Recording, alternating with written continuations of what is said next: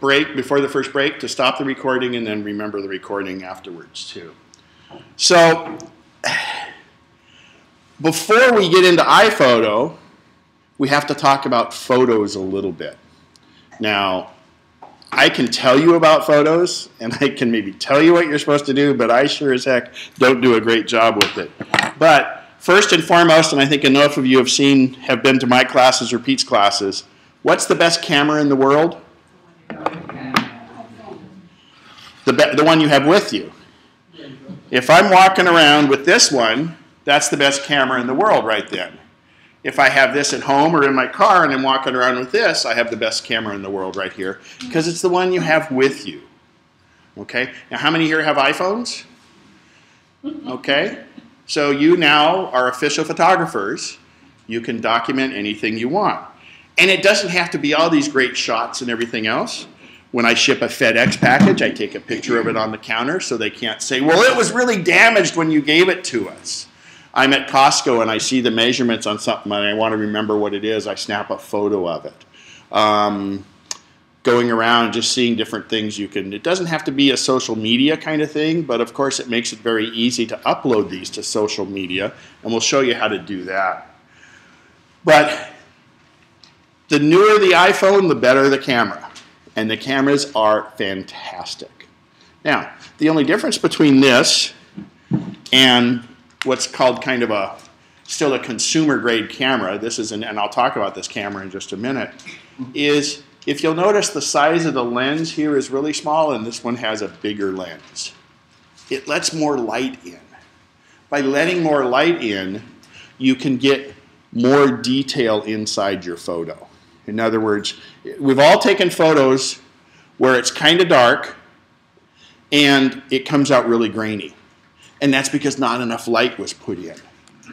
We all have flashes, but on this and on most cameras, the flash's effective length is only about 5 feet. How many times do you see people they're trying to shoot fireworks or they're at a concert and they're 65 rows back, and you see their flash going off? Well, that's really bad because the camera, whether it be an iPhone or any smartphone or a camera like this, the camera, when the flash is on, is expecting that flash to fill the photo. And what that means is it's going to say, ooh, I'm all of a sudden going to have all this light, so I don't need to open everything up to give me a better picture because I'm going to have the flash. And what happens is... You didn't get on either, huh? No, it's not. I'll go see Kelly. Yeah, sorry. But what happens is that's good for the first 5 feet. So that concert picture gets the people's heads right in front of them, but it does nothing for the people up on stage. If you suppress the flash or turn the flash off, the camera can do everything it can to open itself up to do a better job of getting that. And again, the bigger the lens, the more light it can get in. And there's a thing called f-stop. We're not going to go into that because it's really not a photography workshop. Bob Gwine, who teaches some classes, and Pete Losey are both fantastic photographers, and they can go into the nuances of all that.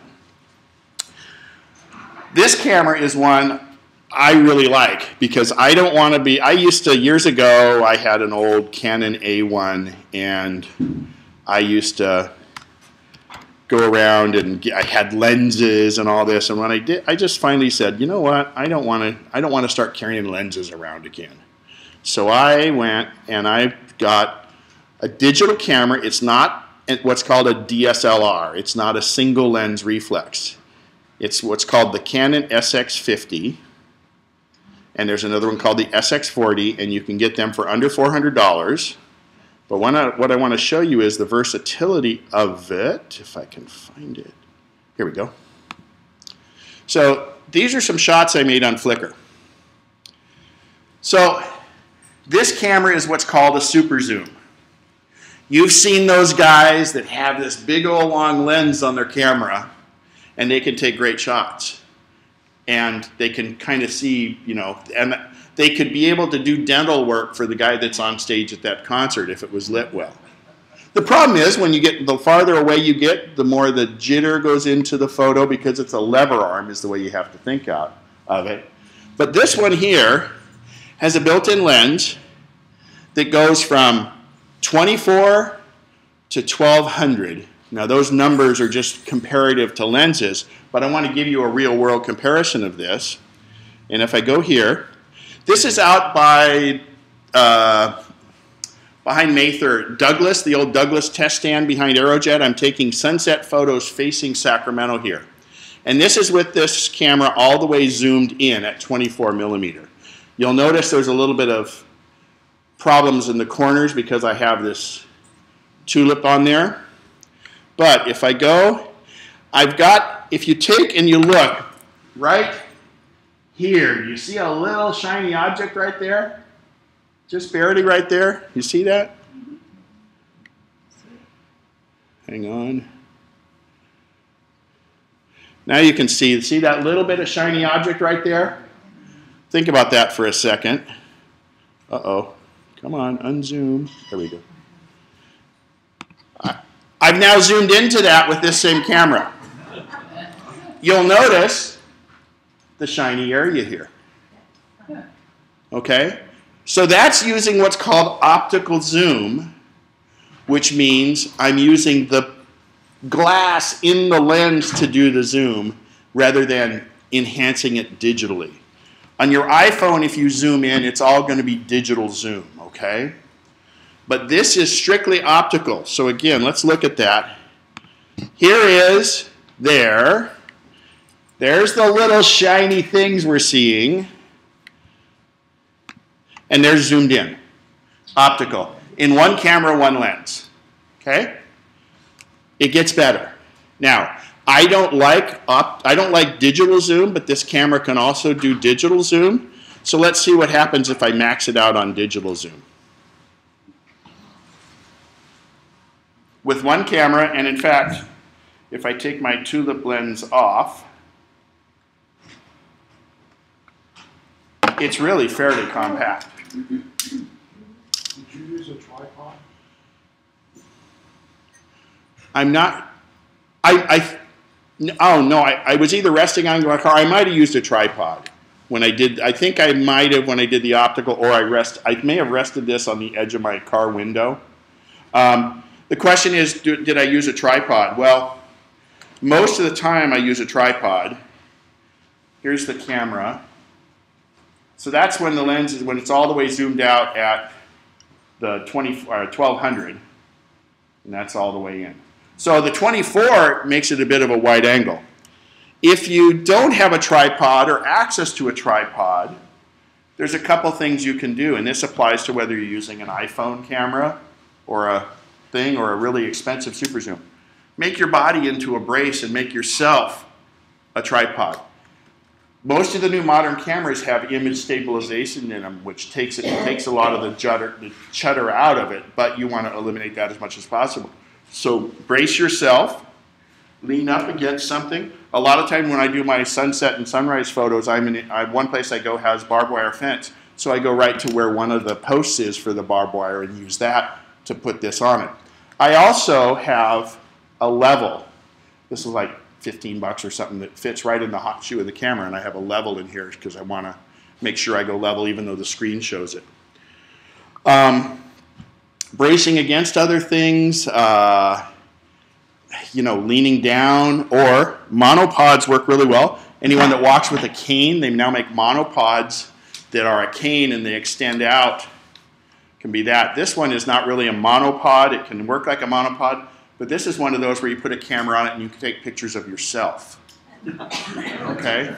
But you know, you've seen those selfies, especially with the GoPro camera, or you want to pose yourself and, you know, with a bear attacking you in the background or something like that. So, but a tripod I carry, in fact, my tripod is right here holding up the projector.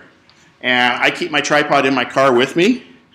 It helps. It helps stabilize things, and as we get older, we're not as good, but Lord knows, don't hold your hands out like this because it's hard enough holding your hand stable when it's out like that. And you're trying to hold this and look, and you can't see. So brace yourself, okay? Also, when you do your lens, if you do it through the viewfinder, you hold that up against your head, it has a tendency to stabilize it. Another thing you can do is, if you use your strap and you pressure against the strap, you're using muscles, and that stabilizes it more than just holding it out there. Some of the things, too, you can actually put it down to your foot and hold up on like that.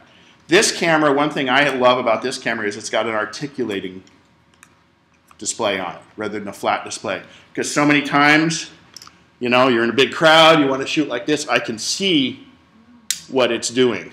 A lot of times I'll shoot low, you know, if you're doing animals or little kids, you want to get low like this, and I can turn this so I can see it. I can also turn it so it's facing the way I am, and if I'm going to do a portrait with a bunch of people and I want to be in it, I see where it is, and you can see where you're positioned on that. So an articulating screen, to me, is very beneficial, and it usually costs just a little bit more on the camera. Question there? Would you say more about the digital zoom as opposed to optical zoom? Sure. Don't use opticals. Don't use digital zoom, rather. You want optical zoom. I mean, ideally, you want to not have to use zoom at all, but when you do use zoom, just optical zoom. Don't go digital, because if you do something with digital zoom, that's something you can do afterwards in a program like iPhoto and zoom it in. Where is that on the camera? I'm not sure how you... Okay, so what happens on your camera is, on this camera, if I zoom in, it goes to a point and stops. And then if I zoom in farther, or zoom out, I guess it is, it goes into digital mode. So you'll watch your lens on your camera and you'll hear it like that. Well, if it goes beyond that, that's usually digital zoom. And every camera is different, so I would really look in your user manual. A lot of times when you zoom in, there's a little bar that goes across.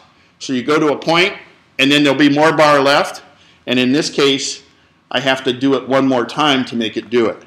This camera is kind of unique because it will only let me do digital zoom if I'm not shooting in RAW, if I'm only in auto mode. So check your camera and see how to do it. More than likely, it's not doing it. But again, on the iPhone, on a fixed camera where there's no adjustable lens, you use your little fingers to zoom in and out. It helps a little bit so you can see it, but you essentially can do that afterwards in iPhone. Al, who's a great photographer, did this one? No. No. So Al's question was, did it come with a wired or wireless remote? And you know, that's a really neat thing on the higher end cameras, usually on the DSLRs and stuff, because if you set it on I mean, the thing is, you put something on a tripod, and sometimes you press the button and it still makes the camera shake a little bit. So if it's a long shot, you set your timer to go after 2 seconds or something. So you start it and then stop touching it. I've had instances where my lens cap might be flapping around, so I tie it up because I don't want the wind to affect it at all like that. That being said, as far as automatic release, I don't know if you're aware, but those of you that all raised your hand and said you... Well, a headset came with your iPhone. Okay? So I'm going to do this. And hopefully this will work. So here's my iPhone. And if I go into the camera mode, there's the camera, there's all of you. You have a volume button on your phone, and you have a volume button on your headset. So let's just go ahead and let's set my camera, my phone, the best camera in the world. Oh, let's flip it. It should be showing you guys. Let's get off of me. Thank you. Okay, yeah, it's not stable or anything else. So this has a volume control up and down. Watch what happens when I press the plus button. Just took that picture. Very cool. you notice the camera was stabilized on anything. Press it. Boom. Okay? So, also you have a volume button on here, so I could hold it like this. I don't find this as, oh, there we go. So the volume button, I'm here, here's the class, get my thumb out of the way. Smile. So I hit the volume button. Ken, what iPhone are you using there? It's a 5S, but any of the iPhones work the same way. Yeah. So, one other thing I want to show you on the iPhone, two other things. While we have the iPhone up here, let me see if I can, here. Okay. This is probably one of the best cameras in the world from the software that's put into it. Obviously, we don't want to have something with this big old long lens on it. And you've heard of Nokia, who has this 14 megapixel, or is it 41? 41 megapixel camera in it. But you know what? At some point, there's megapixels and there's usable megapixels. At some point, it's marketing, and at another point, it's functional. It's more important how well it takes the photos and how good the saturation is. But I want to show you a little, before I get you guys all, I want to show you, this is a perfect example. If I want to take a picture of the class, it does some facial recognition. You can see that's what's coming up there. Some of you don't have faces, it looks like. But if I shoot over here, look at how that puts everything down. And then you can notice it adjusts the sensitivity as I move. But many times you want to lock in that sensitivity. So if I go here and I want to go to kind of the darkest spot in the class, if I press and hold, boom, boom, boom, see how it flashes? Now it's locked in, and look how overexposed that is. So it's locking in, and you can see there's a little spot on here. Actually, it doesn't show anymore. That's interesting. What are you pressing to get that locking there? I'm pressing and holding. So here's the screen. Oh. So here's the way this works is, if I normally just want to take a photo and I just want to have it zoom in, I tap on that and it says okay, and now when I take the photo, that's what it did. I haven't locked it in. See, I go there. It's telling me, those little squares tell me what it's doing. If I want to instead, see how the square shows by the doors there, right? But I say, well, instead, let's focus on that up there. I tap up where that is. Okay? Or I can say tap down here. You notice how it changes. This tells me where it's metering the light from, but it's not just the light, it's also the focus. But What are you pushing? I'm just tapping the screen right there. You're holding on the screen? Tapping the screen, not holding the screen. You said something about... In a minute, I'm going to, yeah, that's the old part is holding it, but I want to just show you how you can temporarily just say lock it in here, and then if I take that photo, it's that. But if I press and hold, watch what happens on the screen here. It'll go bop, bop. See how it went bop, bop? That means now it's locked in to that focus and that exposure. That's the same on most of your other cameras as depressing the shutter button halfway. Okay? The shutter, and that's how I do most of my sunsets is, I like my sunsets and my sunrises underexposed. Kind of like my legs. So I take and I lock it in on something a little brighter by holding the shutter button on my camera, and then I move it over here. Now that's obviously very underexposed. Okay? So it's tap to have it focus, where you tap on the screen, which is if I'm here and I want to tap on that table over there, okay? See the table right there? If I tap on that, I say that's what I want to have it exposed to. Okay? If I want to do it over here, I could do, see how right now everybody down here is a little dark. If I go up there and I say tap on that, see how it underexposes everybody else because it was on that white wall. Again, it's the same thing as depressing your shutter button part way. I will give you a tip, since I take a lot of sunrise and sunset photos, and sometimes the light isn't that good. I have to manually override the focus and say focus at infinity, because they use, is it infrared or ultrasonic to focus most of those things? What happens is there's nothing for it to really find. Obviously, you know, it's out in the distance. If it's a cloudy day like this, it just is this white space. It doesn't know if it's this far from the camera or a light year from the camera. So I override it and use manual focus.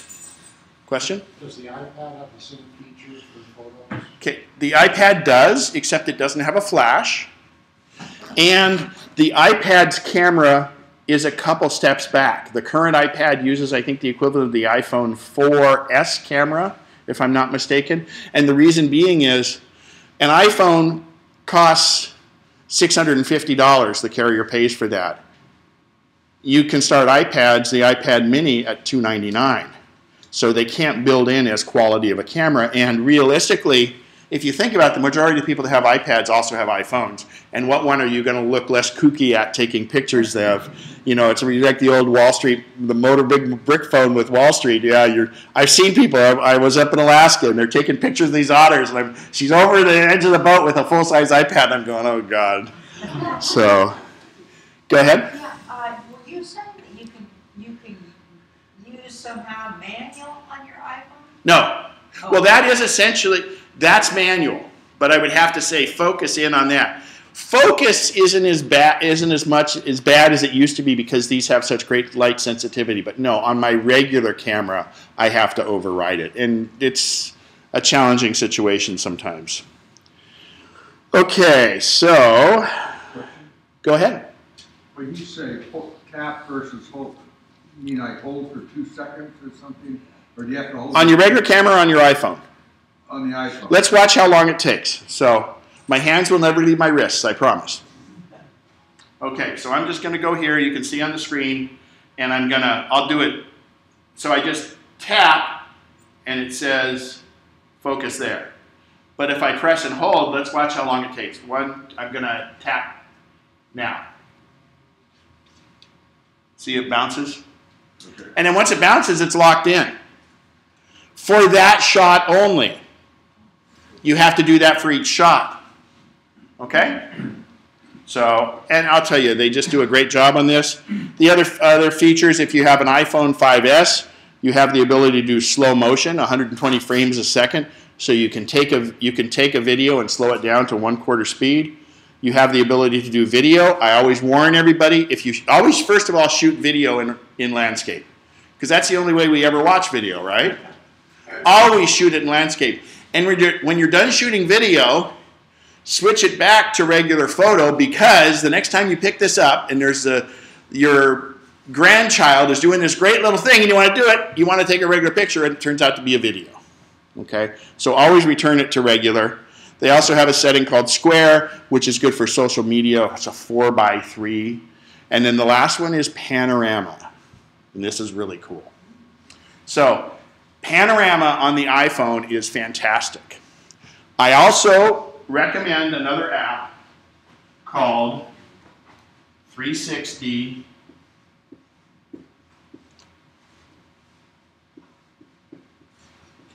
Panorama. I believe it's free. It might be $99. It might be $1.99, but it's a great app. And what a panorama photo is, we're going to start and do a panorama photo right now. Now, a panorama is a big, wide photo, right? But take it with your phone upright, because if I do a panorama with my phone in this view, it's going to be a lot less tall and it's going to be hugely wide. So if I go here and I slide over to panorama, you'll notice on the screen it says this, and now I'm going to tap it.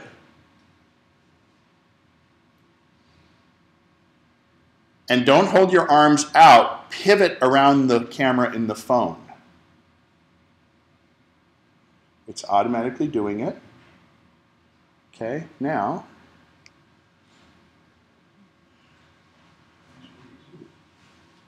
How good is that? Cool. Now, Look how seamlessly it put all those were multiple photos. It wasn't a video. It was multiple shots, and you'll notice we have some challenging light situations starting from here, coming darker and coming around here, and look how great that was. It will only do 270 degrees. It won't do a full 360. That's why I like 360 panorama. 360 panorama is a little different also because as you shoot with it, you hear click sounds. And that way you know when to move to the next one. I was in Arches National Park near Moab, and I was up on a plateau. I wanted to do a full 360. The sun was so bright I couldn't see my screen, but I knew when I could rotate to my next one, I'd hear it click. And it uploads it to a website for free that you can view the panoramas. And it's a really neat website. So that's 360 Pano, but this is, I mean, the Panorama app is really, really good, and that's a perfect example. So now you guys are all on the record, and we're done with it. Attendance, count attendance. Yeah, exactly. Go ahead, Carol. So if you aren't hearing the clicks using your iPhone, The iPhone doesn't click. you just move it slowly. You saw the arrow that came up on the screen. It says sometimes you're going too fast, you're going too slow, and you're up and down. Because it's ultimately, if you're up and down a lot, it's only going to stitch together the common area, and you're going to miss a lot of that photo. But again, this is not the way. If you're in a big, big area, you could go like this. But think about it this way. I want to pivot around the camera because the distance to her, to here should be the same. If I'm doing this, I'm changing the angle of incident of where I'm taking that photo. If I'm using a tripod, I pivot on the tripod, right? So same thing here. Hold it and try to pivot around this one. There's a cool app called Cycloramic, and I don't think I can get it to demonstrate well here, but it uses the vibrator in your iPhone, and it goes, and it's taking a panorama as the vibrator in the phone causes the phone to go around. Cycloramic. How do you use it? Oh, let's see if I got it. It's so cool. Cycloramic. Let's see if this will work. Okay, I haven't used it in a while. Skip video, skip tutorial. Do you want to load the, no. Okay, I don't care about that. Okay, so they've changed the interface, obviously. So,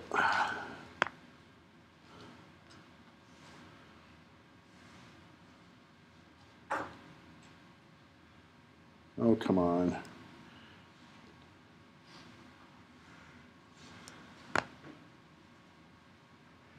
Okay. Let's see if this works. I don't know if I'm level enough.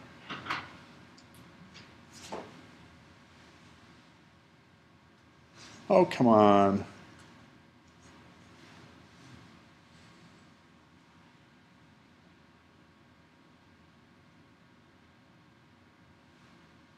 Well, Cycloramic didn't like it. I think it's because I can't get a real level in here. And it has to be on a very smooth surface because it's the vibrator in the phone that normally when your phone rings, it utilizes that to cause your phone to go. And I've actually noticed sometimes it'll go one direction and sometimes it'll go in the other direction. It's strictly the vibrator. Go ahead. You can try it on the piano over there. Yeah, I'll try it at the break or something. I don't want to hold everybody up. I mean, get the app. It's great. You can play with it. Okay. So we've talked about ways to get our devices to take photos. Now, once you have your iPhone, if you have PhotoStream, it automatically gets uploaded to your computer, or you can hook your cable into a computer. But the best thing is you have to think about this as I tried in there directly even before we hooked this one up, and it wasn't getting DNSs or anything from in there. Okay, So that room gets it first, right? I believe. Yeah, and this wasn't even hooked up when it wasn't working. Okay. We're thinking what? He's thinking about calling Comcast. Is it Sure West or Comcast? Comcast now, Oh, right? thank you. Okay, so think of this, and I always describe an iPhone to people, it's a computer that happens to make phone calls. But when you're using this as a camera, think of it just as a regular old digital camera. So you're at the holidays and you're taking a bunch of pictures, and somebody in your family has a computer, whether it be a PC or a Mac sitting right there, and you want to share those photos, you just take your little cord, your charging cable, and you plug it into their computer, and you can upload your photos to any computer. Don't sync it with their iTunes, but it will upload the photos to their computer. This, for nothing else, is a simple digital camera. Okay? Again, how do you send it to the computer? The cord. The Yes, cord that you use what to do charge it press? with. Huh? What button do you press on there? What will happen is, good question. So on the Mac, it automatically would fire up iPhoto. On a PC, anytime you plug it in, a camera card or whatever, it says, oh, I see there's pictures on this. What do you want to do with it? And it would say, add it to the pictures library on a PC. And it's going to take all of them in there, or you can selectively upload them, but you do have that capability. So the other thing is, most cameras these days use an SD memory card. Some of the higher end cameras still have compact flash. Any Mac that's made today has a SD card slot in it, and you simply slide this right into it. But Apple also makes a camera connection kit. Okay, this is the camera, 2 pieces to the camera connection kit. One's USB, so you could just hook your camera in, and then the other one has an SD card reader in it. Okay, but all the new things on the new iOS devices are the Lightning. So you get a Lightning adapter, and maybe someday it'll be about this long with 12 different adapters to it. But if we take, and let me display my iPad.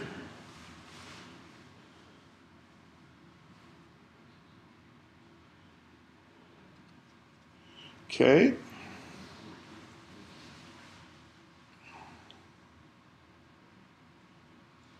All right. Whoa. Come on, Tiger. Okay, there we go. So I have my card in here from my big camera. All I do is plug it in the bottom of the iPad. I'm not doing anything fancy. I'm holding it with one hand, and this other hand's up here. And boom. It fired up photos, and then it says import, and I can import these right into my iPad. Anybody's photos, okay? So you need a camera connection kit for that. Oh, cool, okay. Is that all versions of an iPad or only the most? No, because if you have the older version with a 30-pin connector, you simply plug this in. And that goes back to even the original iPad. This is the camera connection kit. Comes with a 30-pin connector. What I have here is a 30-pin to Lightning adapter connector because I have the Lightning, the newer one. Okay, but you gotta have It will not work on the iPhone, by the way, only on iPads. Okay? So only the computer has the slot for the card. Correct. This requires this because You need the adapter. yeah, because Apple and there's you can do videos this way and pictures right up to your iPad. It allows you on a trip to do certain things like that. Here's a panorama Al took right back here. Al, let's view this. Oh, cool. Is that from by the Fair Oaks Bridge? No, that is at the Etzel Park right there by the American River. Oh, cool. So, oh, that's great. Look at the sky on that one. That's fantastic.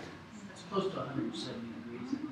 And you did that with the iPhone. Yeah, my And believe me, he has camera gear, and he took this with the iPhone. He has camera gear. He's a great photographer, and so there's many times where the iPhone is perfect for things like that because you used to have to take those pictures, you'd mount it on a tripod, click, click, click, click. In fact, this tripod has a thing for panorama mode where I know how many degrees it has to go and things like that. And then you got to throw them into a program and stitch them together. Well, it did it live as you take the picture. That's amazing. All right. Again, one last question, I'm sorry. Go right ahead. But when I've taken, say, a bunch of pictures, I'm on holiday, I've taken about, say, 10 pictures of what I see there, but I want to send it overseas to my family. How do I do that? We're going to get into sharing, okay? It depends on how many pictures you want to send.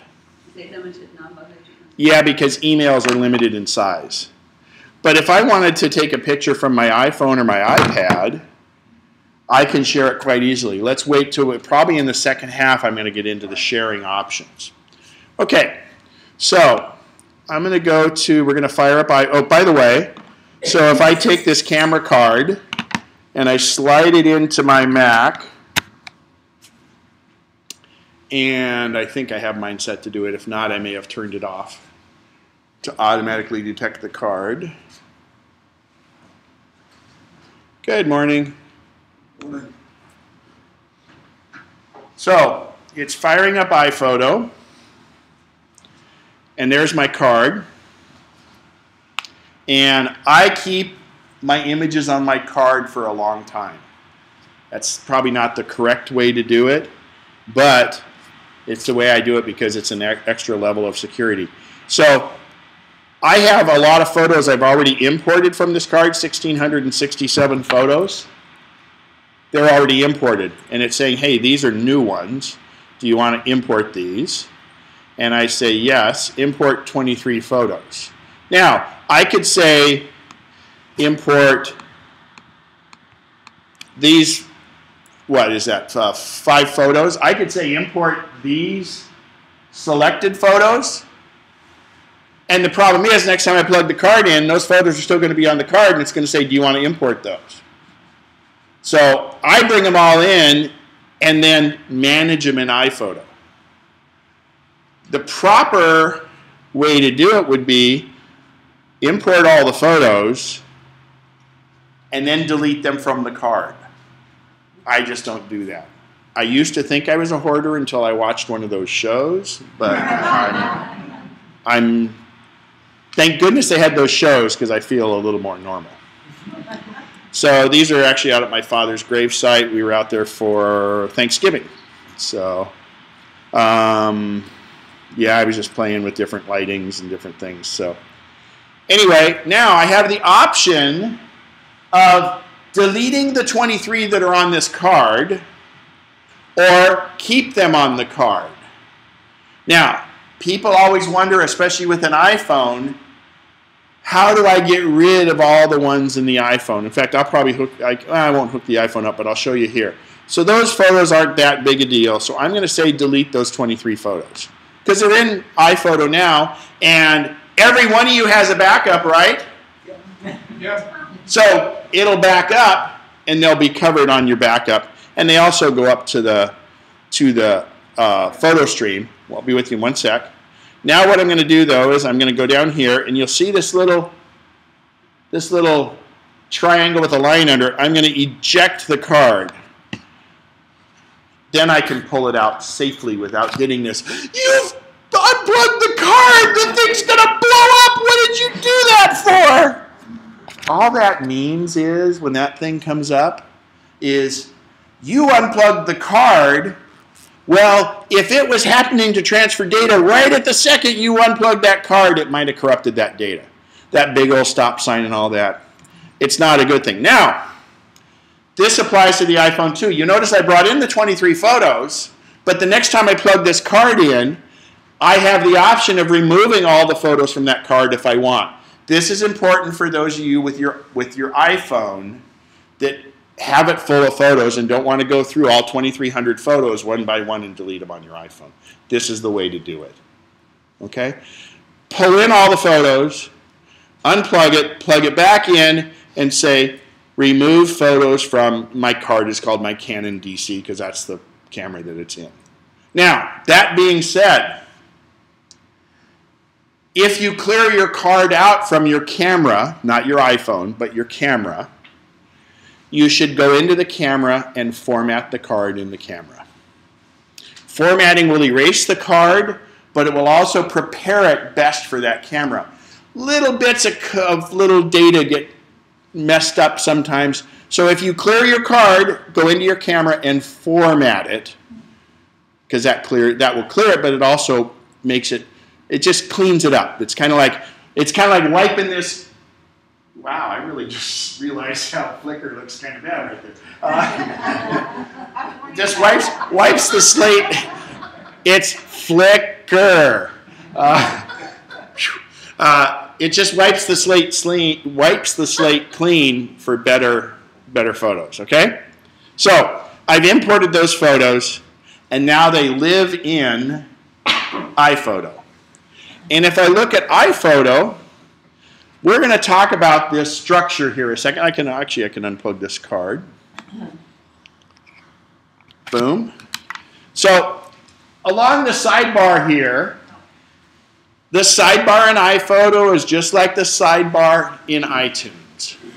Okay, or what used to be in iTunes, that we upgraded iTunes and they got rid of the sidebar. But we have the first and foremost thing we're going to talk about is Photos. Photos is your shoebox with all the photos in it.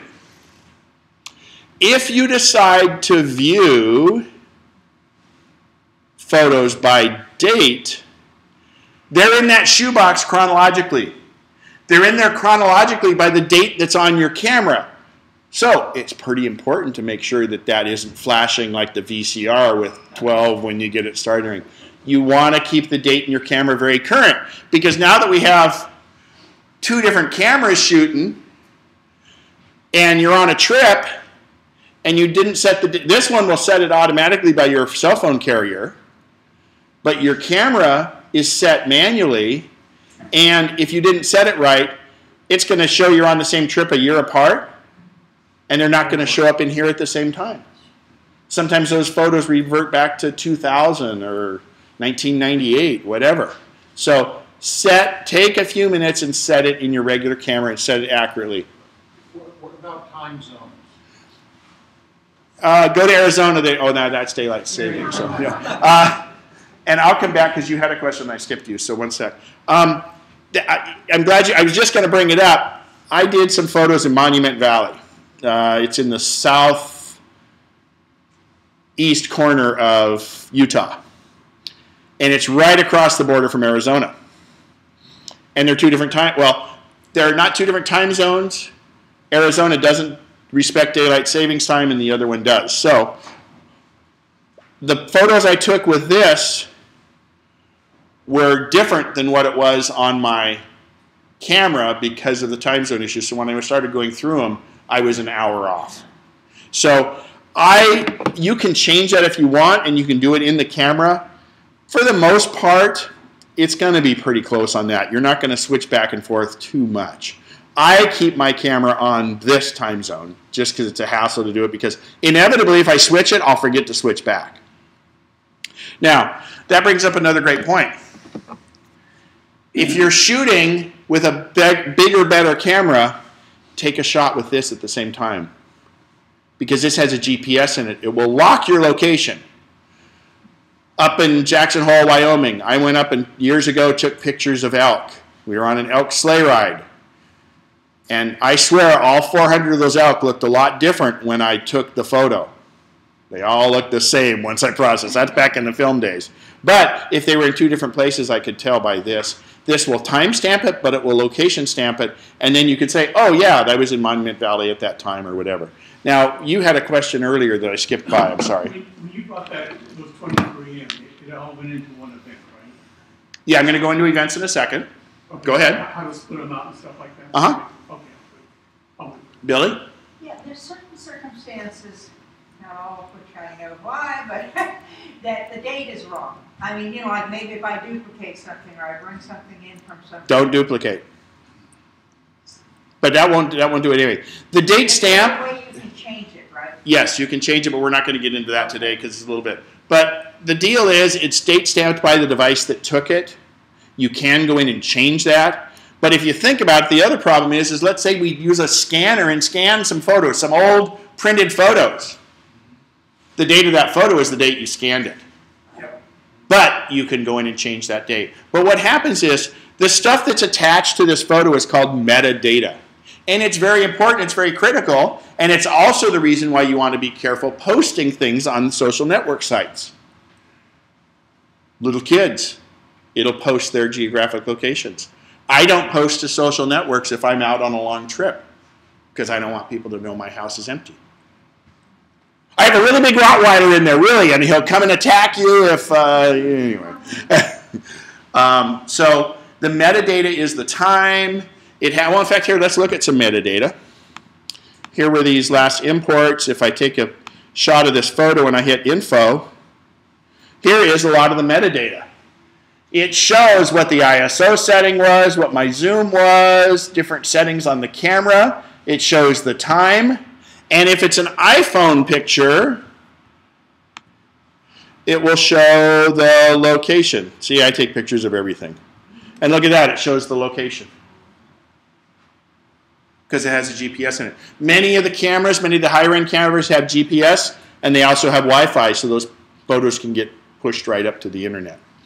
So that's metadata, and that's embedded in the photo. All right, so back to photos. This is the shoebox that all our photos come into. And so there's our photos. Oh, so I got a business card from somebody the other day. I just take a photo of the business card these days, because inevitably I'm going to put the business card somewhere and forget about it. There are some apps that you can scan the business card and it puts it right into address book. But, oh, here I was installing a Nest thermostat for one of my customers, and we wanted to go ahead and see what the wires looked like, so I took a photo of that. I was helping some people with remote. I made a little cheat sheet for the remote controls. So I photographed the remote controls of my iPhone, and we did it in Pages and worked it up. So anyway, your iPhone camera can do a tremendous amount of things.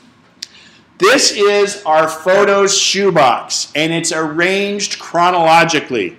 Most of you will find that if we hit View, event titles will also be in here, and I hate that because it breaks it into these event titles like that. We already have a spot for events, so I choose to have it off. Because, watch what happens. If I grab the scroll bar right up here and start pulling that down, it shows me what date I'm at. Okay? And that's a quick way to go find the date of certain photos. Oh, there was a, yeah, thanks to Al. It's nice to get that event thing out of the way. Yes, it's huge. Oh, there's America's Cup. Come So on. what do you have the view set to? My view is to show ratings, because a lot of times I want to see if I starred the photo or not. But I say sort photos by date, and then it can be ascending or descending. It's actually ascending by default, so the oldest photos on the top is what the default is. I'd rather see the newest photos on the top. So, yeah, here I wanted to know about this turf, this fake grass thing I've been looking at, and different things like that. So,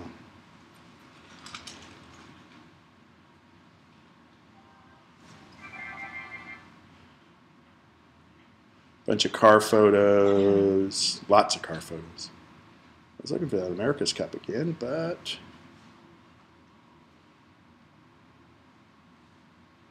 all right. So that's your shoebox. Now,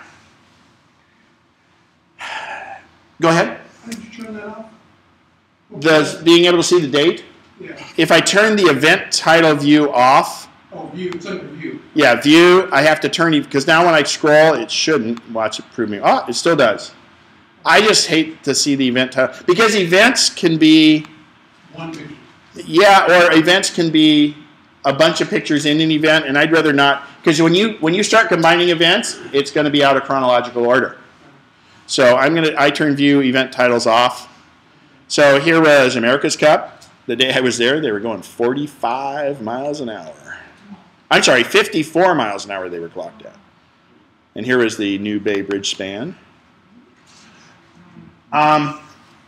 So that's your shoebox. Now, the other way to view your photos would be to put like divider cards in it. Or let's say we had different little thumb tabs.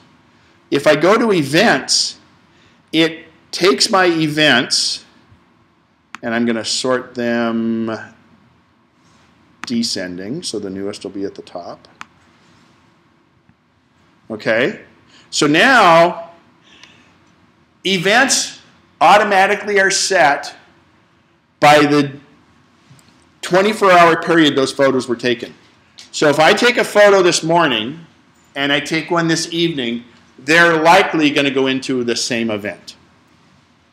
If I'm on a trip and it's a 3-day-long trip, they're going to be in 3 separate events. Events, don't get hung up on, don't worry about it. So many people get so wrapped up in events. It's another way of looking at those photos, and sometimes it's a quicker way to go find events or find photos of a certain thing. Like you saw how much trouble I had finding the America's Cup before, and there it is right there.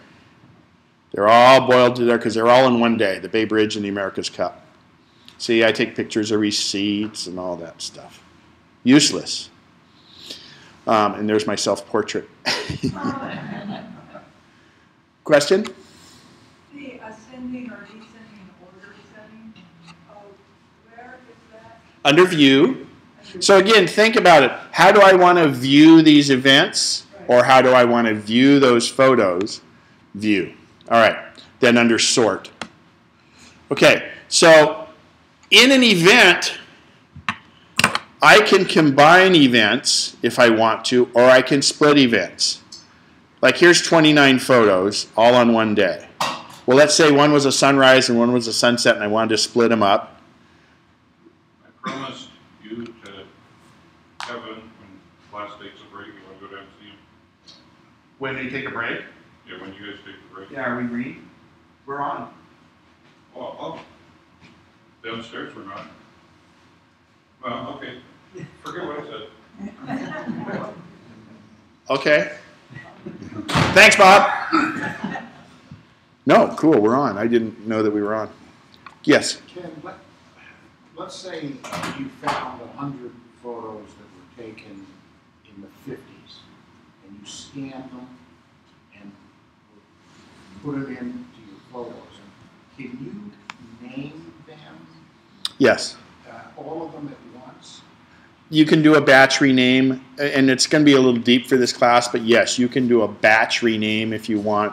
You could highlight all of these photos and go into info, and then you can do some editing in here, but that's a little bit deeper. That'd be like when Pete does the 3-hour iPhoto class, because that's a pretty specific case, but you can easily change the date. I'm trying to pound through the iPhoto basics, so I apologize for that. Oh, back there? I noted on some earlier photos of yours that you have printing on the photo itself. Are you going to go into how that? Over the top of the photo? No. Underneath it. Right. Yeah, that's simply the, okay, so that's simply the name. So if I say view titles, see, I come up with these original names like IMG 3005 and all that. But let's say I want to go here and I want to call this Railing. This was on a cruise and it was the Railing water drops. Okay? But first I had to activate show titles, and now I've made it a title of it. And I simply click on it, and then I can edit it. Does that answer your question? But it's not printed on the photo itself. No, and there's no capability to do that unless you use a program like Pages or something like that. I could do it until I went to iOS 7. Actually, on the photo? Yeah.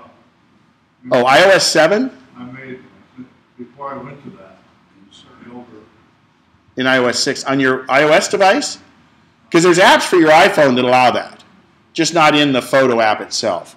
There are apps in the iPhone that allow you to even like just scroll over the top. But that's just, this here is just the title. So I usually have that off. It gave me an option of putting all those identifications, separate identifications on the photos, and went into info and retype something over that info and it's on the Was slide. it in slideshow?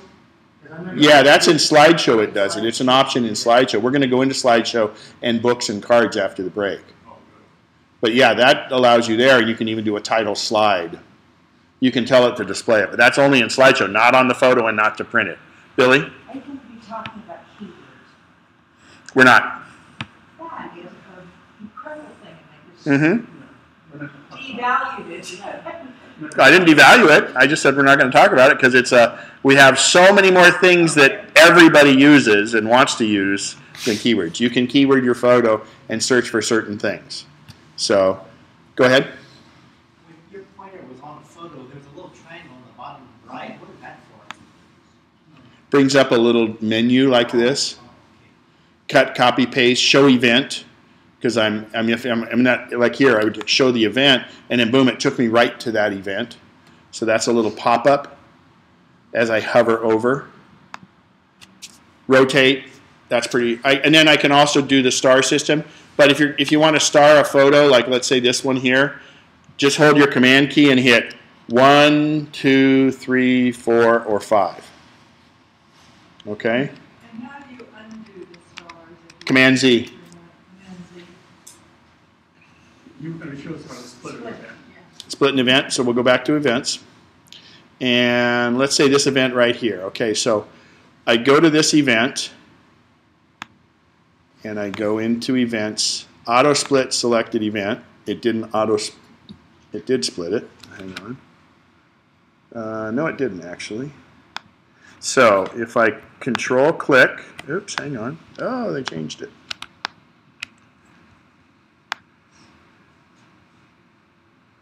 Oh, by the way, here was that batch change you were talking about for the date on the things.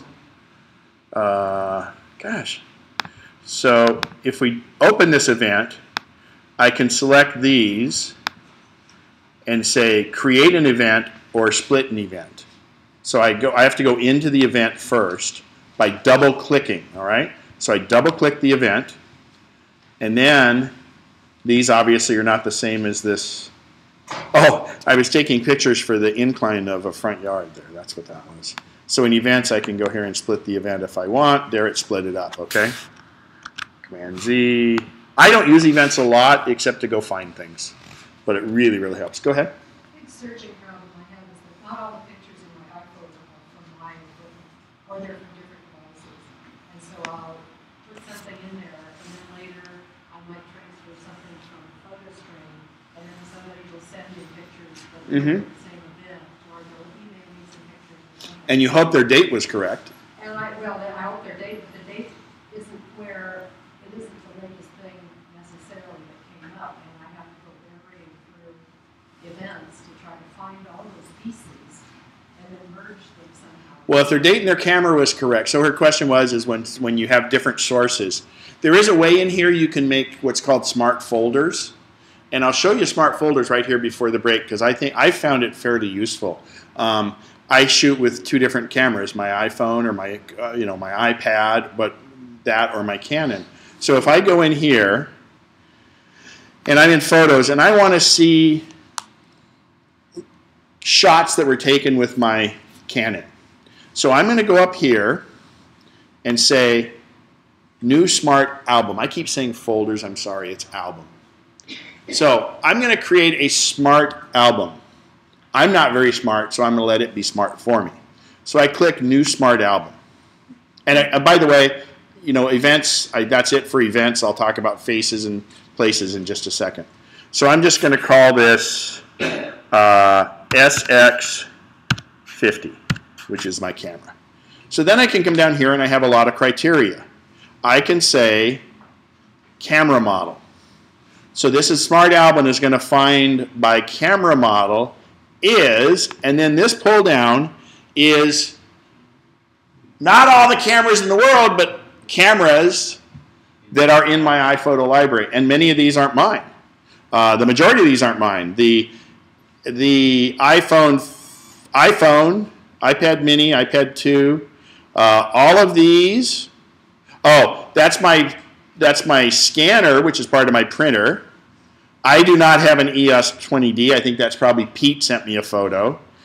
I do have a Canon G9, but I haven't taken any photos with it, but I have these are mine here, and then Nikons and all that. So these are not all just my cameras. These are cameras that camera models that's in the metadata of what people sent me. So this would be a way to help alleviate that.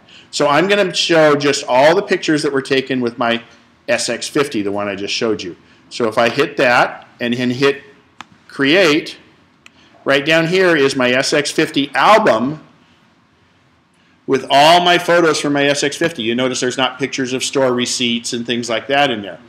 But the beauty of this is, every time I hook that camera card up in here from this point forward, if it was taken with my Canon SX50, it will go into my Canon SX50 album. I have an iPhone 5S album. I have some others like that. So a smart album not only analyzes what you have, but also what you do. For instance, when I go through my photos, the few times I go through, and you'll notice I have a couple photos that I've considered are 5 stars in my 5-star here. If I go to my 5-star album, I've made a smart album that I called 5 stars. So when I rate my photo with 5 stars, from this day forward, everything I had in the past that I said was 5 stars, and anything moving forward that I say is 5 stars will go to my 5-star album. Okay? If you use keywords, you can create an album like I could have a sunrise album or a sunset album that would be a smart album. So the smart album is very useful. But Ken, all these albums, I hate duplicating all these photos and it takes up so much room. You can make all the albums you want with impunity because they do not duplicate your original photo. The original photo lives in the photo library, and you're not even duplicating it. You're essentially saying, okay, when I make an album, it's not even the photo, it's a little pointer to where the photo is. The photo exists in one place. Because if I take a photo, which we're going to talk about editing photos right after the break, if you edit a photo here, it will edit it in all the albums that it also exists in. So feel free to make all the albums you want. I wouldn't go overboard, and don't be afraid to delete albums, because if you delete an album with photos in it, it won't delete those photos from the photo library. Your photo library is sacrosanct. It's there. You have to physically delete it from the photo library. You have a question, I can tell. If you create the smart albums after... It goes through and checks every existing photo and brings it in, and then from this day forward, any that come in and meet that criteria. And you can have multiple criteria. You can have a date range. Your keywords, your stars, all that, that it goes back and searches what's already there, and then in the future, when you keyword something, say later you shoot some... Any criteria that you've signified will be there. Now let's say you make up a new keyword in the future, 2014. If you make a 2014 keyword, obviously only anything that has 2014 in it, and then you'd make a new smart album. You can't make the smart album before you make the 2014 keyword. Just like I couldn't have made a smart album for a Canon 7D because there was no pictures from a Canon 7D, right? It searches the metadata, and it will only be whatever the metadata is, but you can use it for lots of different features. Go ahead. Can you test for a null value? That would probably be everything. No, or like particular one, the photographs that don't have a camera assigned, or there is. They all do. They all do. Scan photos. My scanner showed up. But there is an unknown classification in the cameras. Robert says there's an unknown classification. That was unknown to me. Yeah. but just a null value. So that would be it. That would be unknown. I mean, for unknown. Yeah, more than likely your scanner will show up because that photo now has metadata. Something had to put that photo in there. You didn't just hover it over here and say, woo! Some don't have locations. Oh, for locations. Oh, yeah. You could, well, yeah, for location, yeah, you could probably do one that so you don't have location. Well, let's see. Let's try a smart album. And let's see here. New smart album. Let's say location. Oops.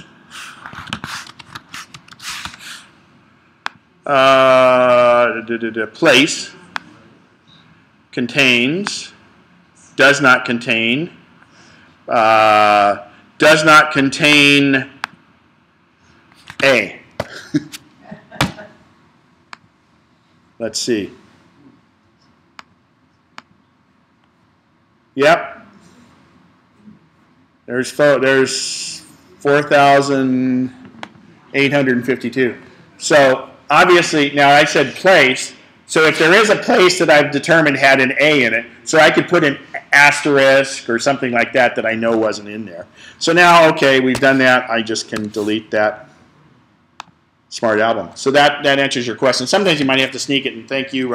It turned out there wasn't an unknown for that one, but some of the other ones. So the idea was we went to look for a place that wasn't in the photo because he may want to go ahead and add locations to his photos, and we're going to go over locations and places right after the break. So here and then here. John, yeah. The 7,000 photos you have in the shoebox. No, I have more than that. Oh, I do? Okay, I'm sorry. I thought, this is my small library. How do you protect those? Do you have them on another drive somewhere? Great question.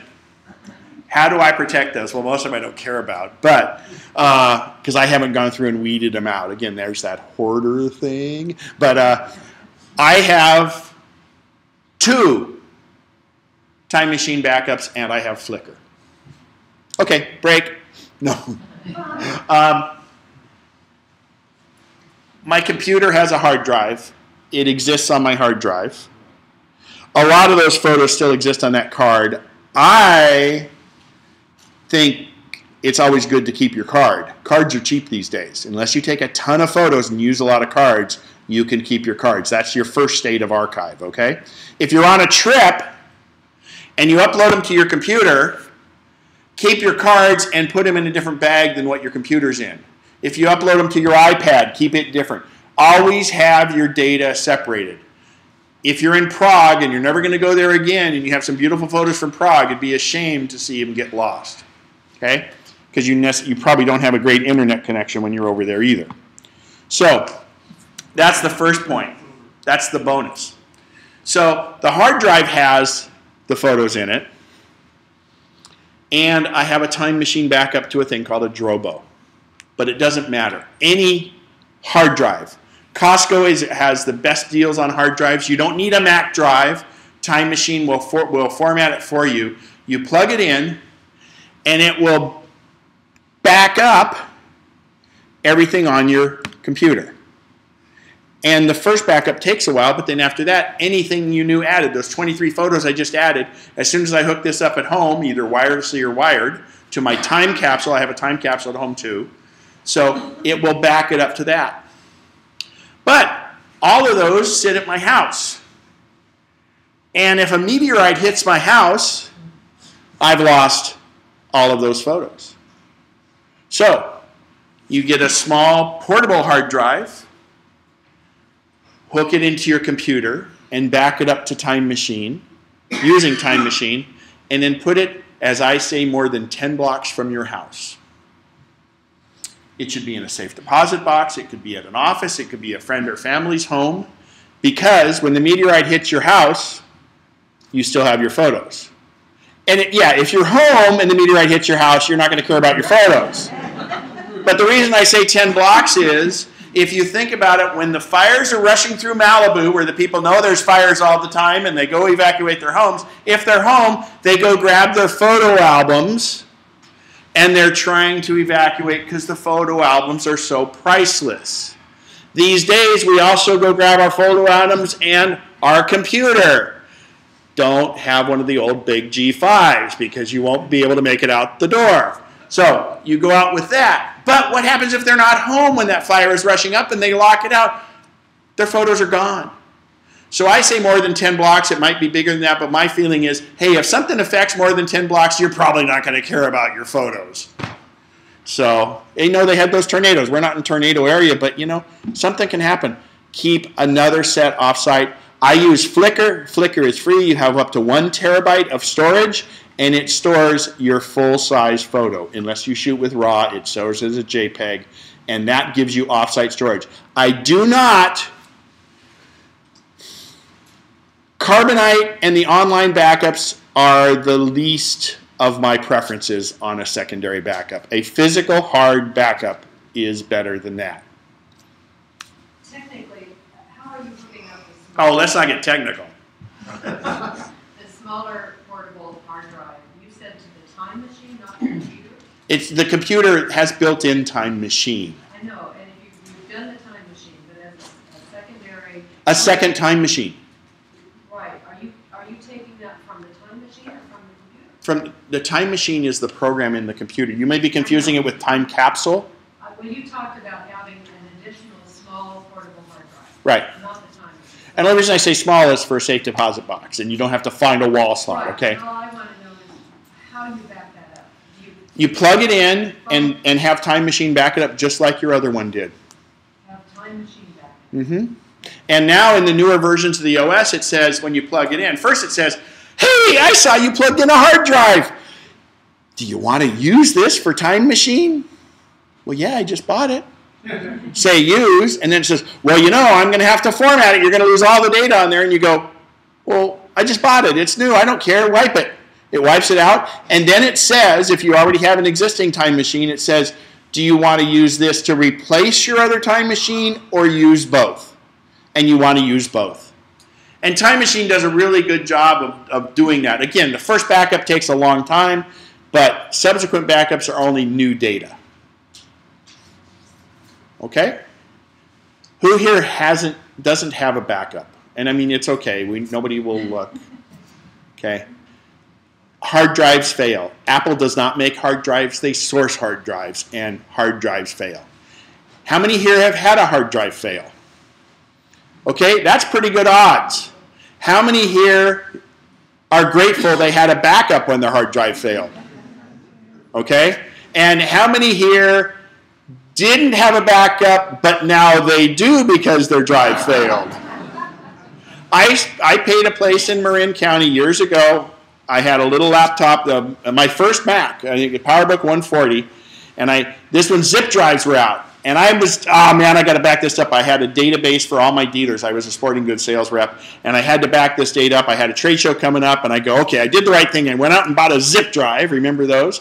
And the little SCSI port, and I'm plugging it into the back of the computer to do my very first backup. And this little computer had these little legs that folded down to make a good typing angle and a little bit of ventilation underneath.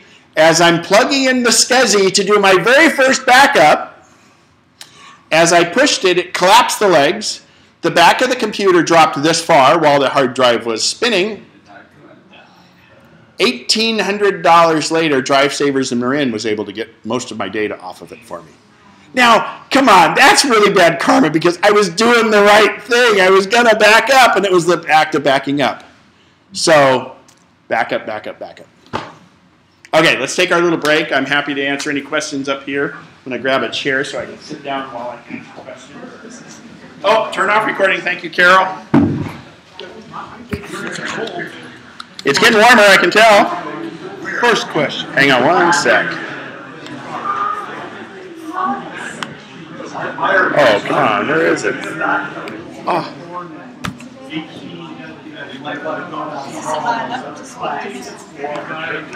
It's not been recording. There it is. Where is it? Ah, there it is. We'll put it back up on the menu bar.